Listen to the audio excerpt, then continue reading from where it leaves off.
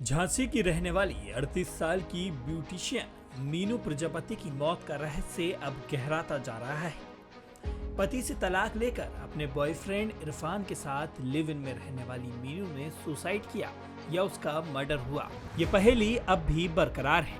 उसके बॉयफ्रेंड इरफान को लेकर भी ये खबर है कि वो पहले ही 2 शादी कर चुका था। खबर के मुताबिक साल 2012 में मीनू की शादी मुरैना में हुई थी, लेकिन शादी के करीब 6 महीने बाद ही उसका अपने पति से झगड़ा हो गया। इसके चलते कुछ समय बाद ही मीनू और उसके पति का तलाक हो गया। इसके बाद मीनू मायके में रहने लगी। उसके पिता ने भगवंतपुरा में घर भी बनवाया।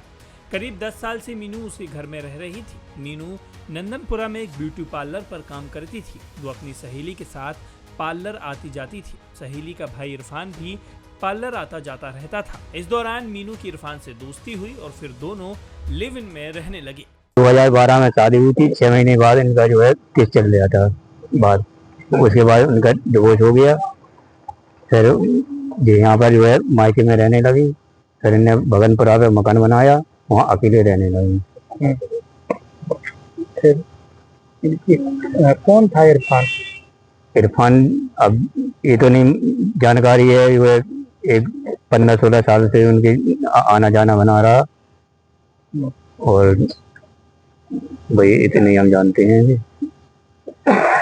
कैसे ताल्लुक का थे इरफान से?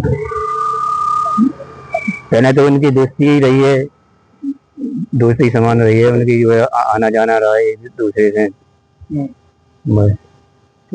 तो आप लोगों को शक क्यों हो रहा है? शक इसलिए हो रहा है कि वो इसने दबाव डाला, पुलिस से मना करने की कहा है। मोहल्ले वाले भी भाई की तरह बोल रहे हैं। तो और फिर जमीन में उसकी लाश धरी है, वो ऊपर से फंदा लगा है तो गर्दन सीधी है। और वो तो तक यही हो रहा है कि कांड किया है। चोटें भी निशान हैं शरीर में। कौन है इरफान? जो वहीं उसका सिस्टर के यहाँ आना जाना रहता था ना, जैसे अफेयर था दोनों के बीच। अभी नहीं बता सकते इसके बारे में। कितने साल से आना जाना था? कई सालों से। कैसे दोस्ती हुई दोनों की? ब्यूटी पार्लर में उसकी सिस्टर भी थी जो काम करती होंगी उसी के साथ। अब क्या लग रहा है तुम्हें? हमें लग रहा है कि जैसे किसी ने वहाँ पे उनको जो है मार के लिखा दिया।